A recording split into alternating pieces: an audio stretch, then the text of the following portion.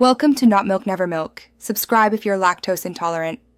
In this video, I will show how to make hummus from scratch. First, let's gather our simple ingredients.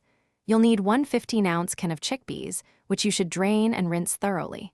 Next, grab 1/4 cup of tahini, 2 tablespoons of fresh lemon juice, and 2 cloves of garlic. Don't forget 1/4 teaspoon of ground cumin and a pinch of salt to enhance the flavors. These basic items are all you need for a delicious homemade hummus. Now, let's get everything ready for blending. Start by peeling and roughly chopping your 2 cloves of garlic. This helps them blend smoothly. Next, transfer your rinsed chickpeas, tahini, fresh lemon juice, and the chopped garlic into your food processor. Finally, sprinkle in 1/4 teaspoon of ground cumin and a good pinch of salt. These steps ensure all the core flavors are present before we start blending. It's time to blend. Secure the lid on your food processor and process the ingredients until they form a thick, creamy paste. This might take a few minutes, so be patient.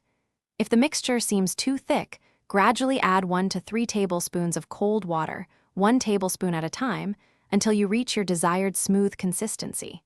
Finally, taste your hummus and adjust the salt or add more lemon juice if you prefer a tangier flavor. Your homemade hummus is now ready to enjoy. Transfer it to a beautiful serving bowl and create a small well in the center.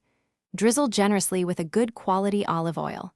For an extra touch, garnish with a sprinkle of paprika, some fresh chopped parsley, or a few toasted pine nuts. It's perfect with warm pita bread, fresh vegetables, or as a spread. Remember to check the description for the link to the Echo Dot smart speaker and other great deals. Enjoy your delicious creation. Thanks for watching. If this was helpful, leave a like and consider subscribing. See you next time.